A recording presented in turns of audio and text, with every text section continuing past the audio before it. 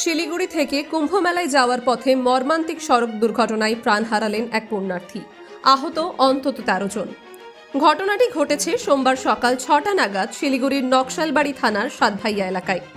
সূত্রের খবর, আসাম থেকে প্রয়াগরাজগামী একদল পুণ্যার্থী পিকআপ ভ্যানে করে যাচ্ছিলেন। পথে তাদের গাড়ির সঙ্গে একটি লরির মুখোমুখি সংঘর্ষ হয়। সংঘর্ষের তীব্রতায় ঘটনাস্থলেই গুরুতর আহত হন বেশ কয়েকজন যাত্রী। দুর্ঘটনার খবর পেয়ে নকশালবাড়ি থানার পুলিশ দ্রুত ঘটনাস্থলে পৌঁছয় এবং আহতদের উদ্ধার করে নকশালবাড়ি হাসপাতালে ভর্তি করে।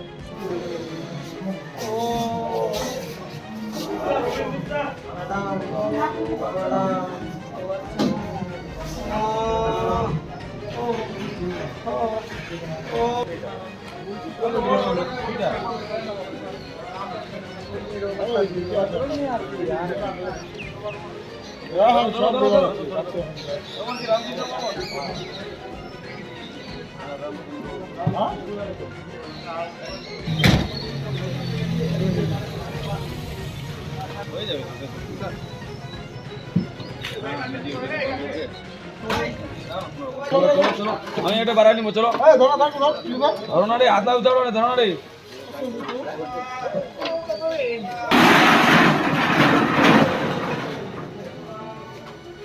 হয়েছিল কিভাবে ঘটনা? আপনারা কোথা থেকে আসছিলেন? আমরা মাইং থেকে আসছিলাম, যাত্রা আসাম থেকে? আসাম থেকে কুম্ভ মেলায় যাত্রা করেছিলাম, রাম মন্দির ঘুরে আসবো।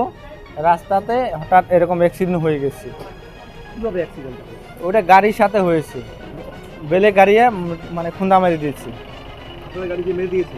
হ্যাঁ, আমাদের গাড়ি মেরে দিয়েছে। কতজন ছিলেন? 13 জন ছিলাম। কতজন আহত হলেন? 13 জনই আহত। সিরিয়াস কয়েকজন? সিরিয়াস 4-5 জন আছে আরো। আপনারা কি তাহলে কুম্ভ স্নান করার জন্য? হ্যাঁ, স্নান করার জন্য বাইরেছিলাম যাত্রায়।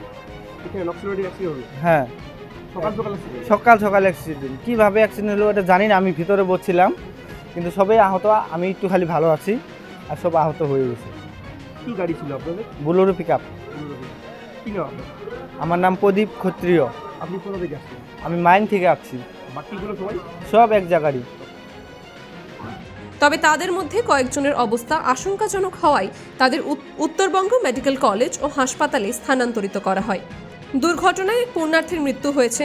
মৃতের নাম নিরঞ্জন সরকার, বয়স ৩৫ বছর। তিনি আসামের বাসিন্দা বলে জানা গেছে। পুলিশ ইতিমধ্যে ঘটনার তদন্ত শুরু করেছে এবং কিভাবে এই দুর্ঘটনা ঘটল তা খতিয়ে দেখা হচ্ছে। টাইমস নাও খবর।